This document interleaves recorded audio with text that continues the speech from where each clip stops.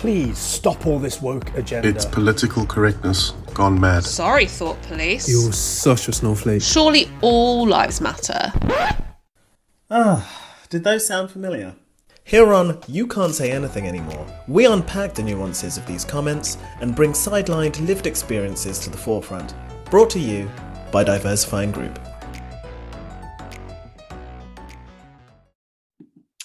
Hi everyone, welcome to this month's podcast. This is the first podcast. It's a little bit of a different edition. So for those of you that are tuning in on Spotify, Apple Podcasts and Buzzsprout, we've actually got a video version of the podcast as well that we'll be uploading to our YouTube channel and things. So you get to see our lovely faces.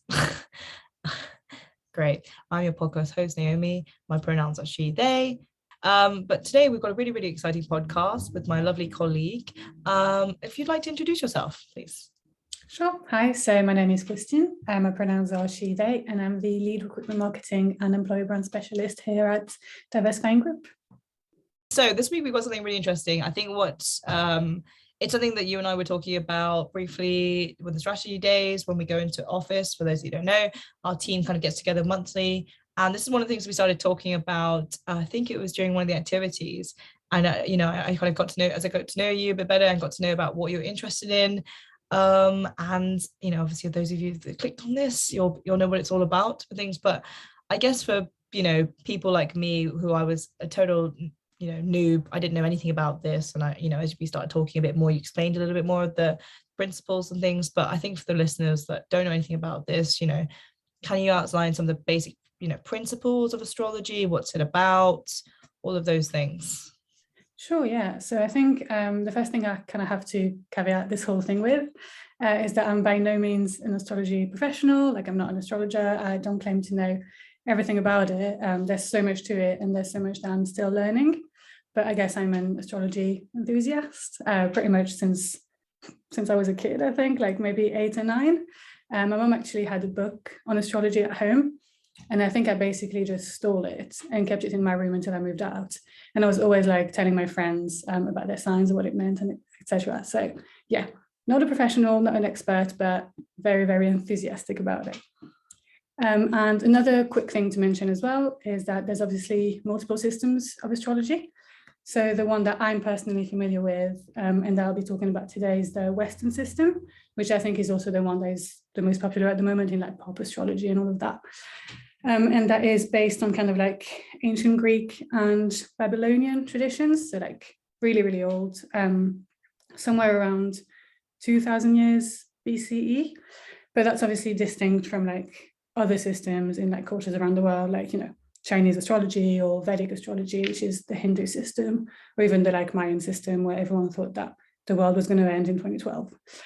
But yeah, Western astrology is what I'll be talking about, but there's obviously like tons of resources out there for anyone who wants to learn about systems from different cultures as well. I'm actually trying to learn more about the Chinese zodiac at the moment because we talked about it a few months ago, because that's what you know a bit more about. Basic principles of astrology. So I think what most people will already know about Western astrology is the 12 zodiac signs. Like when you and I first talked about it, like you knew you were an Aries, but not much else beyond that. And I think that's probably where everyone starts. Like that's where I started when I was a kid, just like, oh, I'm an Aries, let me find out more about that. But basically astrology is obviously much more than just that one thing. So astrology looks at the interaction between us and the rest of the universe, or at least what we can see when we like look up into the sky, because we do have to remember that that first came about at a time when people didn't really know what was beyond, the observable solar system. But yeah, so like I said, most people will know what they usually call their star sign, which is actually called the sun sign, but that's only like a part of a wider system. And the system kind of looks at 4 things, which is the planets, and that includes the sun and the moon, even though they're not technically planets. They're just called that for like convenience. And Pluto is also technically a planet in astrology, which is quite lovely. It looks at the zodiac signs that these planets are in. It looks at something called the houses, which kind of represent different areas of life, like the self, family, health and routines, etc. And it also looks at aspects between the planets. So that's like angles or degrees of separation between them, and kind of like where they are in relation to each other. So basically, you'll kind of be taking a snapshot of the universe at a certain point. So like a certain time and a certain location, to see where everything in the sky is in relation to that point on Earth. And that'll be divided into kind of like a map of the sky, which is called a chart, or it used to be called a horoscope, but I think that now horoscope is kind of synonymous with like, you know, just like those sections at the back of like tabloids that say like, oh, like Gemini tomorrow, like avoid ladders and stuff like that. So I think most people just call them birth charts now. But basically the birth chart will be kind of, yeah, like I said, like a map of the sky separated into different sections. So 12 sections. So you have 12 signs, obviously 12 houses. And sorry, I lost my train of thought. You're just saying about 12 houses. Yeah. 12 signs. Yeah. So yeah, your birth chart will be a snapshot of the sky divided into 12 sections. So you've got 12 zodiac signs, 12 houses, and then where the planets are. And that will be showing kind of like where everything was arranged at the exact time of your birth and the kind of effect that will have on your personality and on your life, if that's what you believe in. I think that's really interesting. So you kind of broke it down from the kind of olden days, as we kind of know it, Mystic Meg with the horoscopes. At least that's what my kind of introduction to it was. And then now it sounds like there's a lot more complex layers. We'll get all into it later on, I'm sure. Yes, I think in terms of kind of like the layers, I think that's kind of always been there. So in the past, when astrology was used, it wasn't really used as kind of the way we do it now is very personal. And it's like, you know, birth charts looking at where the sky was when you were born. But I think before people used to do it for kind of major events, like they would look at wars, they'd look at coronations, they'd look at like important pagan festivals and all of that. Kings would get it done for their date of birth, but not like regular people. But now, you know, you can go on the internet and just get your birth chart ready. And I think another quick thing to mention in terms of kind of like the layers of it is a lot of, I guess, people who don't believe in astrology, you know, their main question is usually, well, how can like everyone be divided into just 12 categories? Like I'm not going to be the same person as someone just because they're born on the same day. And that's kind of like why I always tell people to look deeper into their chart than just their sun sign. So every planet will be in a different sign, or sometimes they'll be in the same sign, but you'll have your moon, you'll have, you know, Mars, Venus, all of the planets, you'll have kind of loads of different aspects that kind of come together to create a really complex individual, I guess. And we are all very complex and very different. Yes, I think that kind of applies to me and you, especially because we had that conversation, didn't we? Because for the listeners listening out here, our birthday is actually one day apart. So I was asking how this worked with because I know that we're both Aries. Sorry, I've got a bit of cough at the moment, you see. Okay. Yeah, I'm fine. I'm okay. I'll just sip down some coffee. Anyways, sorry, as I was saying, I know this kind of came about because you and we discovered that our birthdays are one day apart, which was quite interesting. And then I was asking how that worked because we're both Aries, but then I know that you went into a bit more about how that works with all the different aspects. I think we'll go into a bit later about rising signs and everything. So that's very interesting. So I guess it's sort of to do with for each individual person's birth, there would be a different alignment in the sky. Yeah. And that would create, is that what you're saying? That it would create individual ones? Yeah, exactly. So obviously, if you are born at the exact same time, on the exact same date as someone else, then you'll probably have identical charts. But I'm not sure that would happen that often. You know, like most people are born at least, you know, even in the same hospital, most babies will be born at least, you know, 2 minutes or 3 minutes apart. And that can sometimes make the whole, like a world of difference. So for example, you just mentioned the rising sign, which is basically where the horizon was at the time of your birth. So where kind of like the sun would have been rising. And that changes, I think, every 2 to 5 minutes, something like that, maybe 10 minutes. So someone could be born like really, really close to each other, but have different rising signs. I think twins could have different rising signs, for example. And then things like the moon changes every couple of days because the moon obviously has a 28-day cycle around the Earth. So it goes kind of like quite fast throughout the signs. And then some planets take much longer. So Uranus, Neptune, and Pluto have really, really, really long rotations around the sun. So these aren't really used to look at kind of like individual personalities, but they're used to kind of look at generations. So for example, our generation has Pluto in Scorpio, I think. So yeah, the Pluto in Scorpio generation is kind of what you would also call millennials, I guess. So it kind of like aligns with that generation, so 93 to 95. Oh, so it ends with 95. Yes. Does that So make me Gen Z for this specific one then? Because I'm We born in will- 96. 96. Yes. Yeah, so your Pluto would be in Sagittarius, I think. We should do your whole chart live, actually, this whole thing. We should have done your whole chart live and just like gone through it. But yeah, so like I was saying, the outer planets, because it takes so long to go around the sun, they apply to whole generations.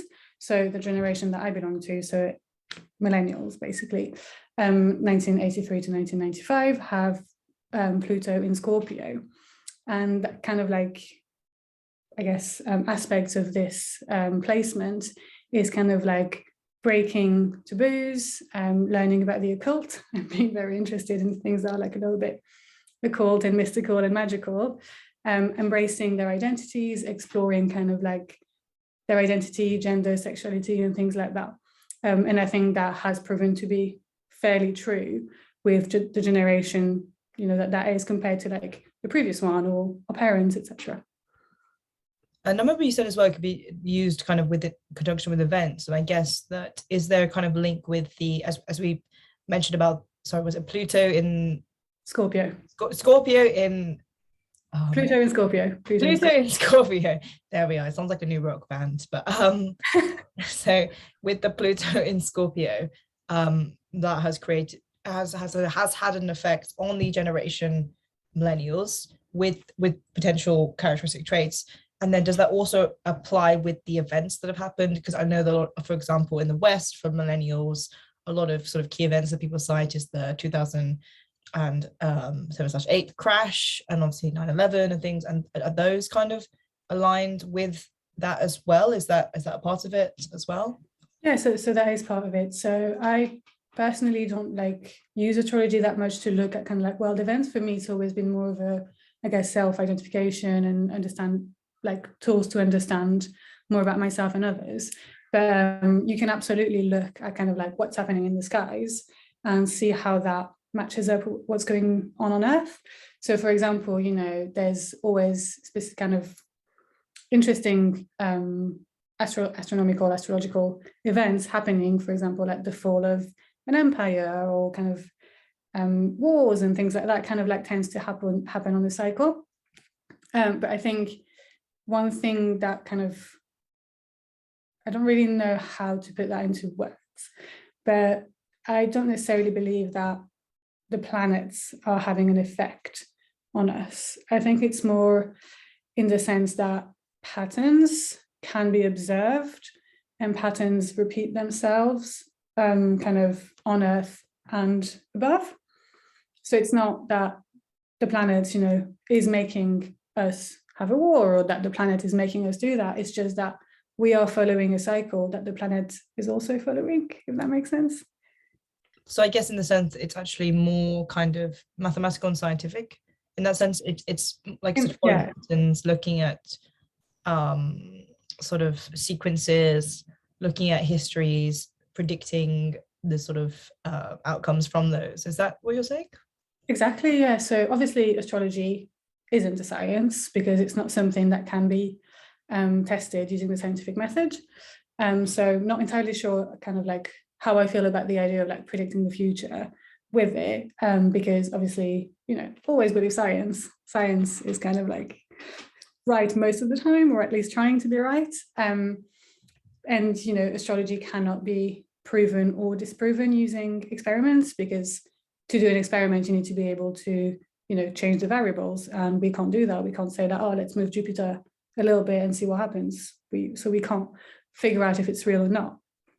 But yeah, so like I was saying, astrology does look at patterns, and there are patterns and cycles that repeat themselves throughout the entire universe.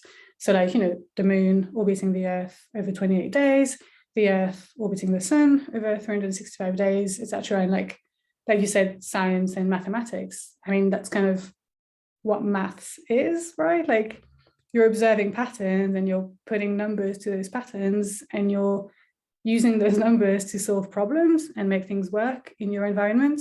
So like building a house or pyramids, or like developing like binary code for computers and things like that. Yeah, if there are any like actual scientists or mathematicians listening to this, I'm so sorry. Please don't at me. I don't know anything about I'm sure there's plenty of them that are interested as well. Probably, why not both? Why not both? Yeah, but yeah, like even talking about like patterns that repeat, like, Fibonacci sequence, like the golden ratio, that is found in many, many different places in nature and biology. Like, it's in our DNA, isn't it? And I'm not saying that it's some kind of like mystical, like Da Vinci Code conspiracy theory thing. Like, it's just a pattern that happens to repeat throughout nature and the universe. And that's kind of what's happening, I think, with the way the planets move and the way that history and human society moves as well. Like, correlation doesn't equal causation, but the patterns mirror each other. Like, there's this saying that I guess is quite a mystical saying that's used, I guess, in the occult, but like the as above, so below saying. So what's happening above is also happening below, but it's not above is causing below. It's just they happen to mirror each other, and we can observe those. And so like everyone's heard about Mercury being in retrograde, for example. Yes, and what is that? Because I remember reading this and thinking, wow, I really know nothing about this. I have no idea what that means. And I remember there were a lot of memes about it, and I had no idea what they were talking about. Well, it actually just started. It started not today, 2 days ago, Mercury retrograde again. So it happens a few times a year. But basically, it means that there's a moment in Mercury's like course around the sun where to us, it looks as if it's going backwards. It's not actually, it's like an optical illusion. I'm not quite sure how it happens, but yeah, because it looks as if it's going backwards, we say it's in retrograde. And that usually translates to kind of breakdowns in communication and things like that, because Mercury is the planet of communication.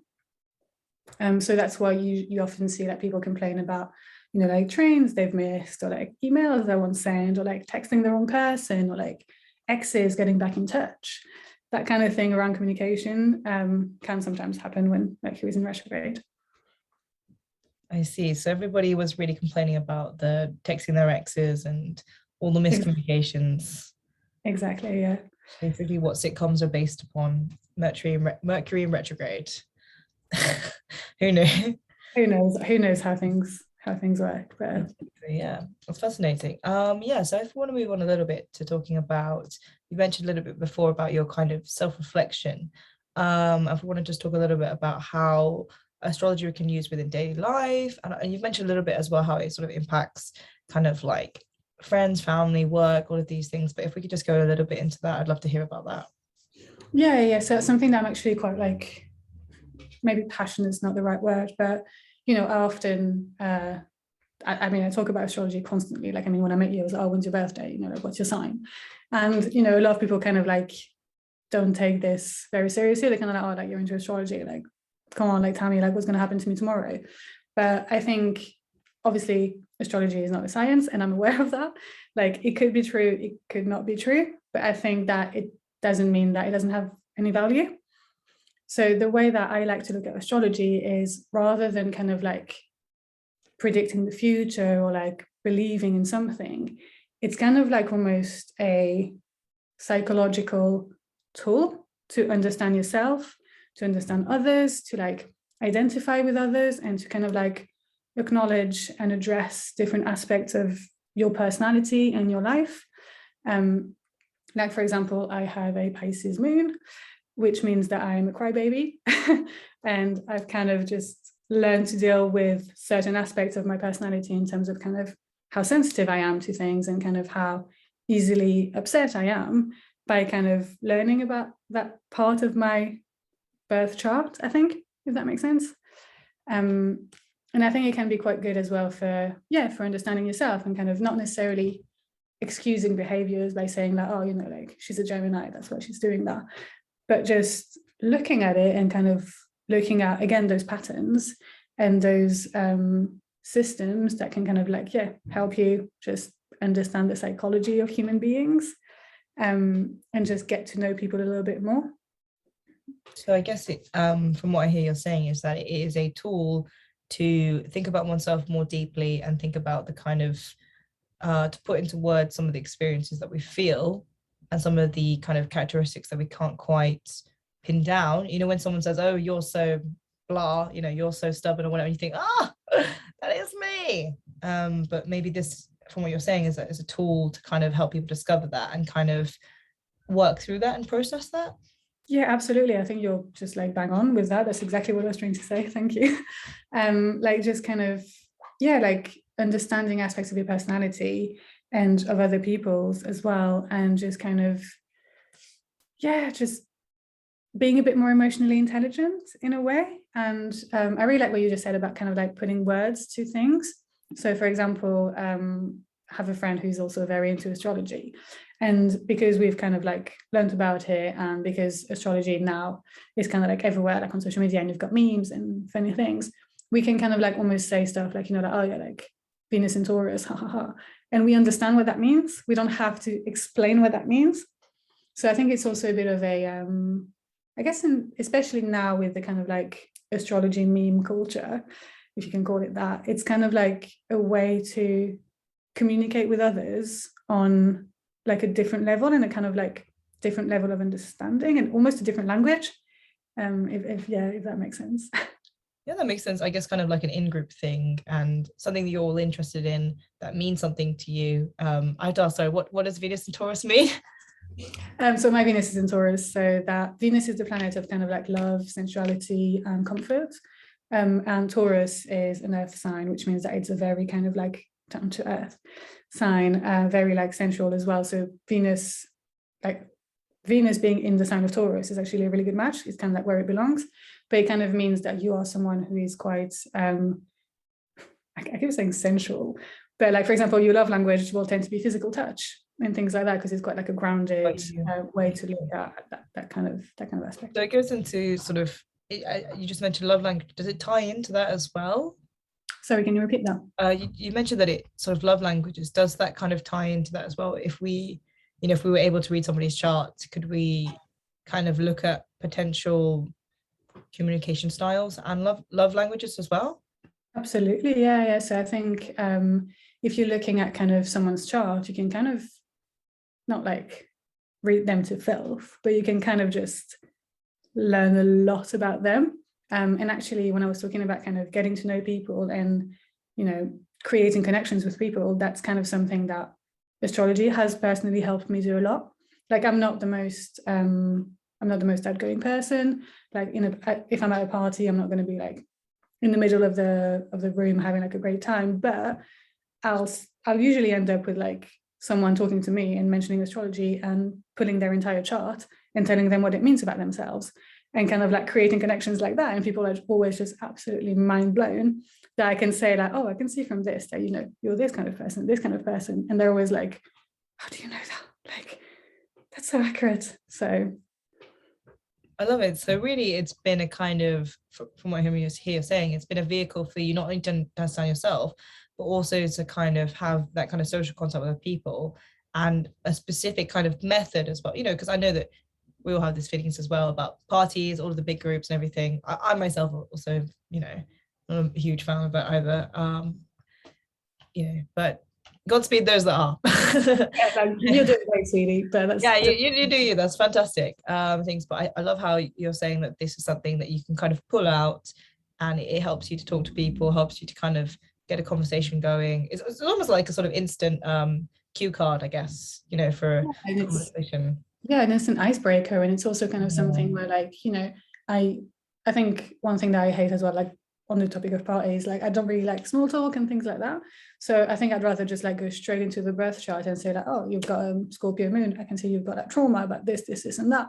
And then just have like deep conversations from the start. I love it. Let's just jump straight in there. Pick up the ice drink, whatever it is, alcoholic, non-alcoholic. Let's go straight into birth charts. Boom. Exactly. Fantastic. Yeah, so I guess we kind of covered a bit more about that. I guess one of the things I want to talk about next was about how sort of where can people find more about it? What's been kind of your journey to finding? And obviously you mentioned a lot that it's kind of really always been an interest of yours, and it sounds like it's grown over time. And we'll go into a little bit more later as well about how you mentioned obviously about astrology meme culture, and it's become so popular lately. We'll talk about that later, but yeah, so I guess where can people find out more about it, and what's been your kind of journey to finding more about it? And I know you mentioned that you have a lot of friends as well that are interested in it.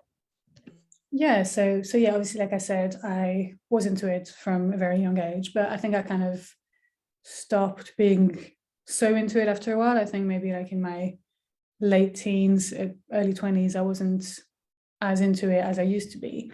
But I think recently, I mean, that's the whole reason we're talking about it today. Like, it's become so popular again.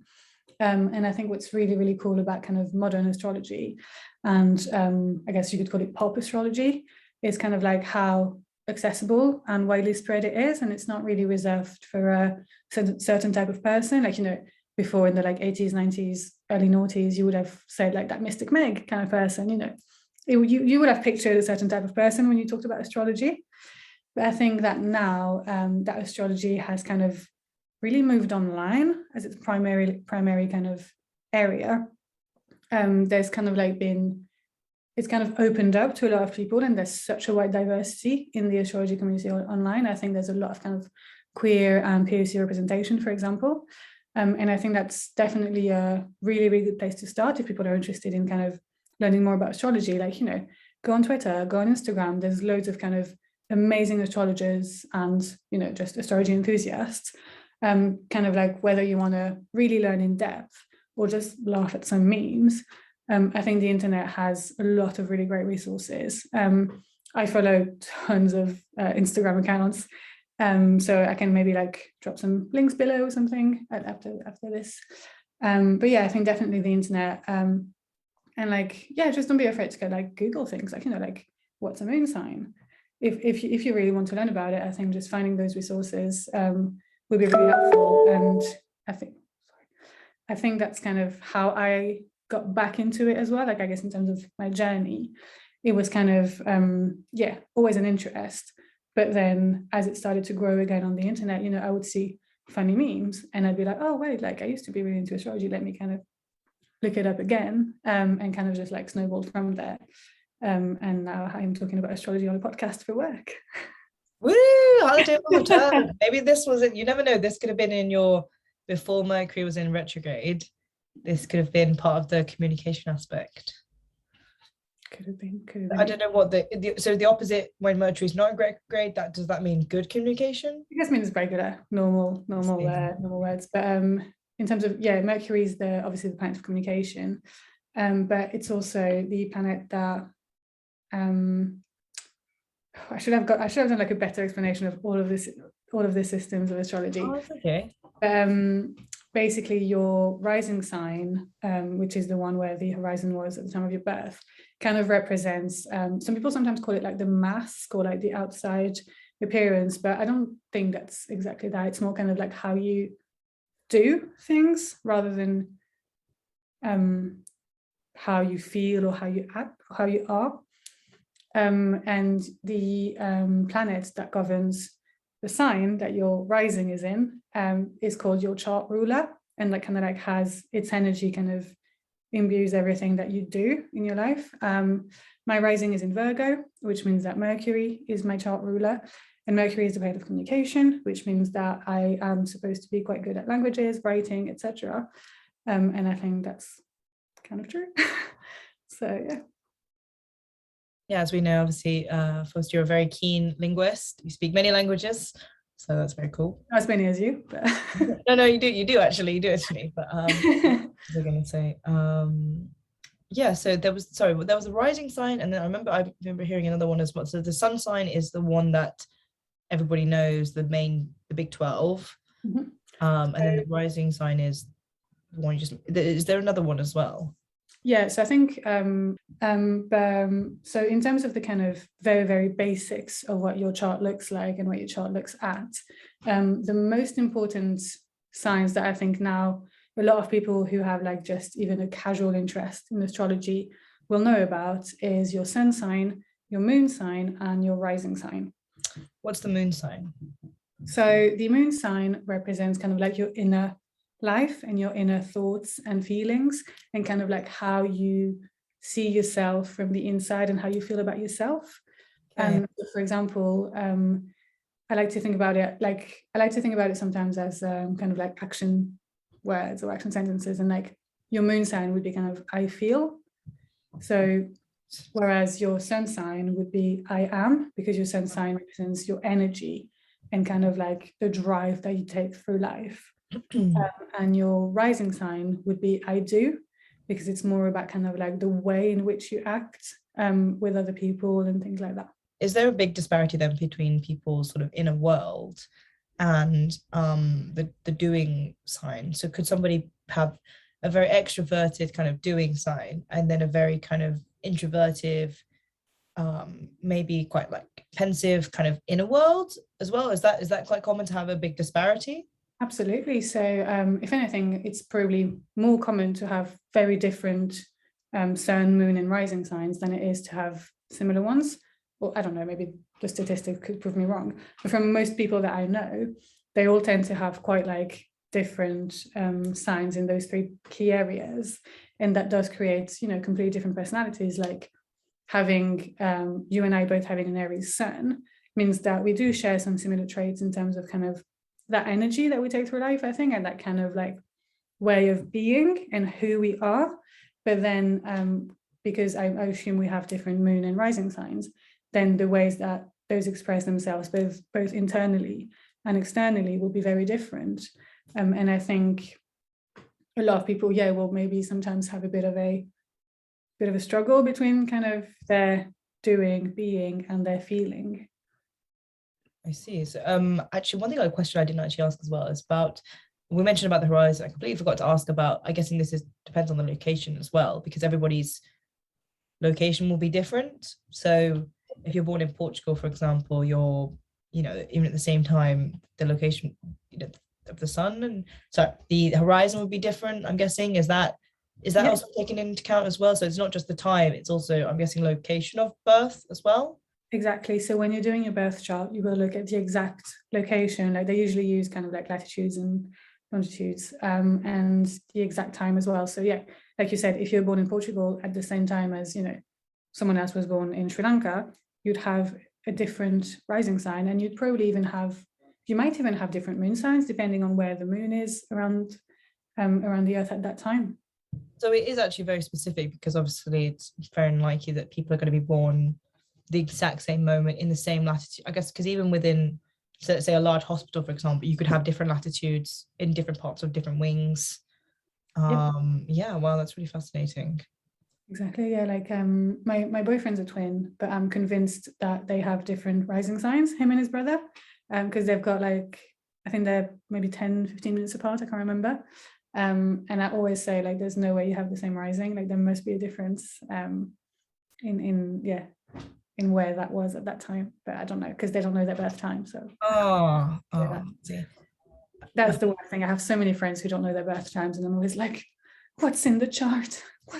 When's it coming out? And especially with the whole A and B twin thing, because that's something that I am personally very interested in. It's all about like twins and just as a personal interest, sort of twins, A and B twins, and how that all works, because I've heard all about how A twins tend to have a specific personality, B twins have a specific, and even within how family structures work, apparently, because the one that's born first, i.e. the A twin, there's a lot of time they're treated differently. They're treated almost like an older sibling, even though they're twins. Yeah. Which I think is so fascinating. And I'm sure that plays into it. That's such a good question, actually, I wanted to ask about, is kind of we've talked a lot about the kind of internal world. Is there also kind of, I'm guessing there's also kind of an idea about the reactions to certain, so the external world. So if somebody was quite emotional and things, let's say, they might externalize certain life tragedies more. Is that part of it as well?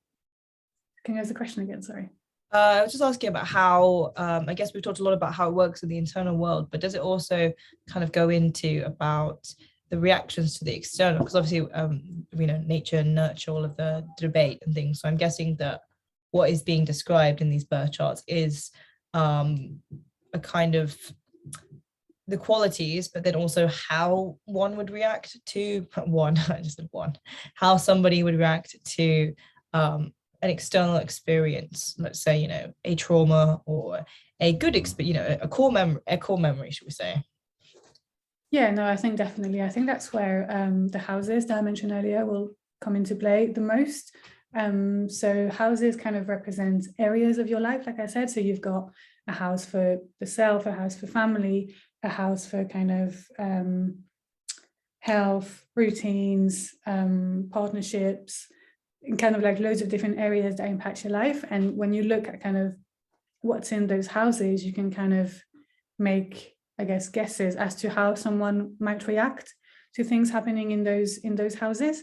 So for example, in the family one, you might have certain aspects that kind of point to, bad relationship with your parents, or kind of like, if you're in the partnerships one, you could have someone who's not very good at dealing with conflict and things like that.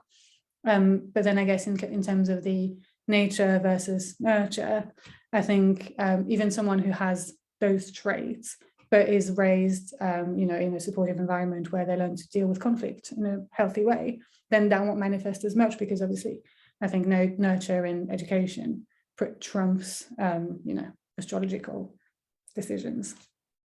Yeah, very fascinating, isn't it? It'd be really too bad that we can't do a big university study about this. I'd love to see the results about how that happens. Just before we come to the end, actually, we've gone a lot into all the different aspects, and I've asked as many questions that I wanted to freely with my own personal interest and things. But I think one of the things we've kind of touched on a lot is about the kind of resurgence of the popularity of astrology. And you mentioned yourself that in your own life, in your own personal life, it has that sort of made a comeback for you as well. And I guess what I wanted to ask is what your personal thoughts about why it's making a comeback. What is the resurgence in the memes? Is there sort of a more of a cultural shift towards that? And is it kind of, is it one of the things that's going to be staying more permanently within the kind of cultural compass, I guess, the cultural lexicon?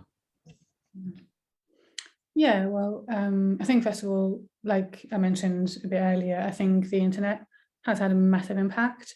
Like especially in the last 5 years or so, like social platforms like, Instagram, or even apps like CoStar or The Pattern, and all of those kind of like more mystical apps have really kind of pushed astrology into the public eye.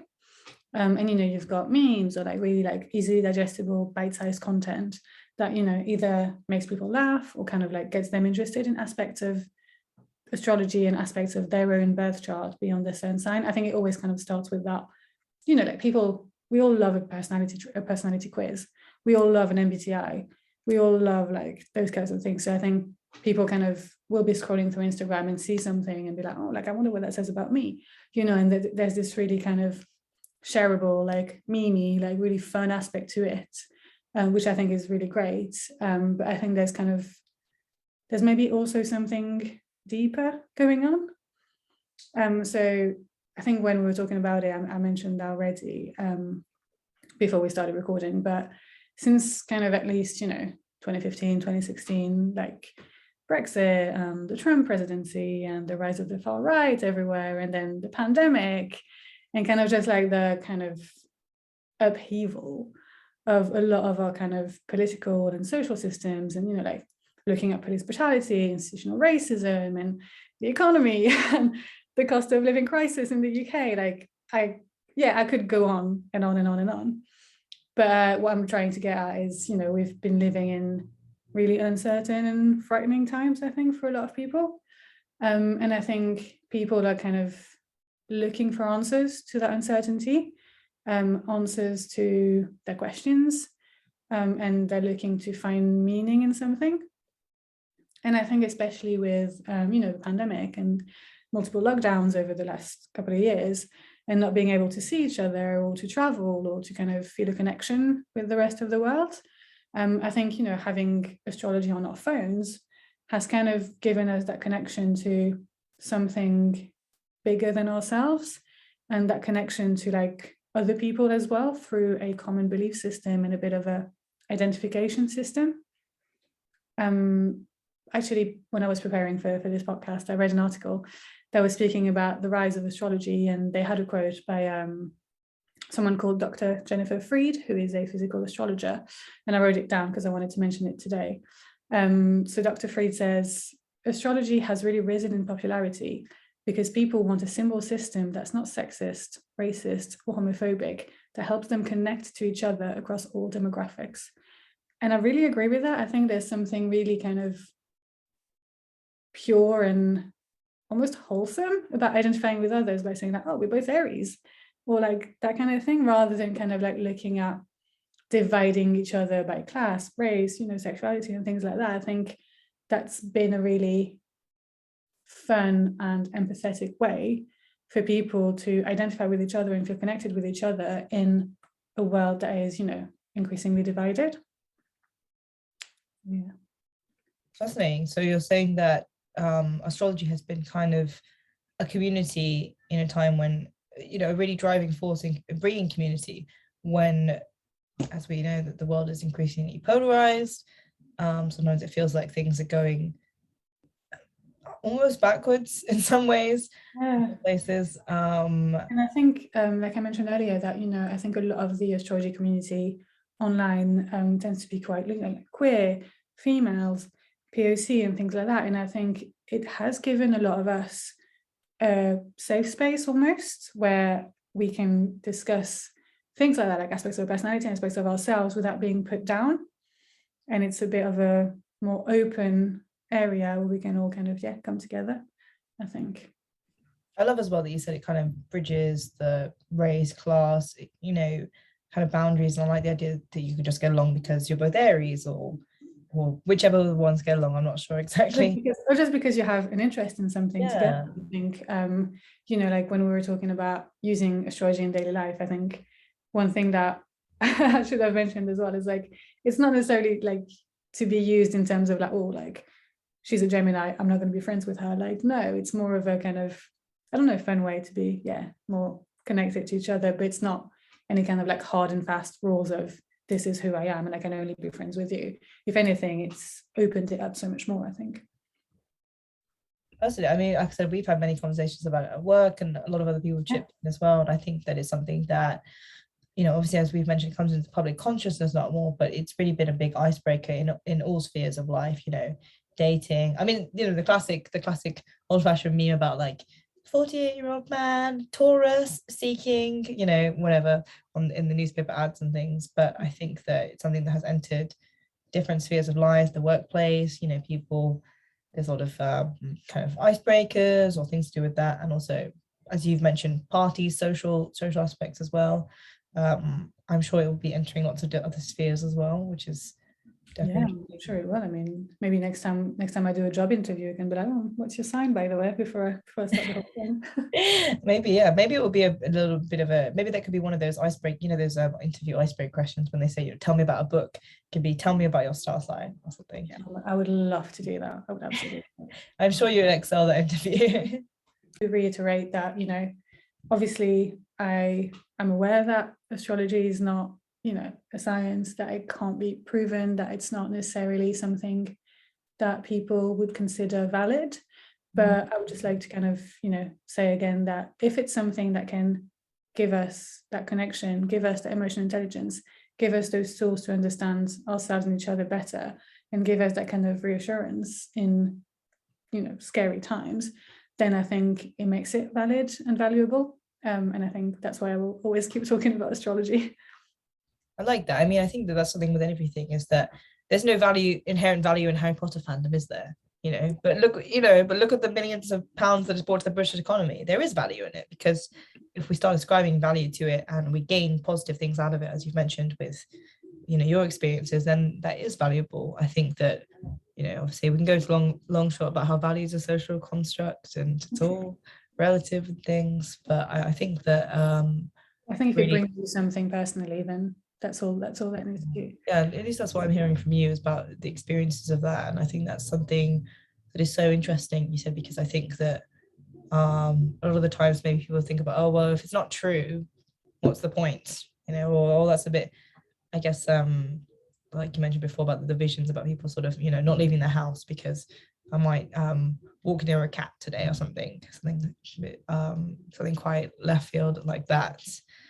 But I guess really what we're talking about, like I said, is about building communities and kind of understanding ourselves. That seems to be more of what you've spoken about, but the core of it, rather than the kind of, this is how I must live my life down to a T. Exactly, yeah. I think one of the books that I have that I kind of refer to quite a lot almost calls itself a self-help book. It just says, like, you know, just use this to just think more about who you are and what you do and how you act and how you react to things, and just use that as guidelines and tools to just become a more emotionally intelligent person in general, I think. Sort of a jumping off point to get you started. Yeah, exactly. Fantastic. Well, anyway, thank you so much for coming to talk to us today about that. It was really interesting. I'm glad that we finally did this and things.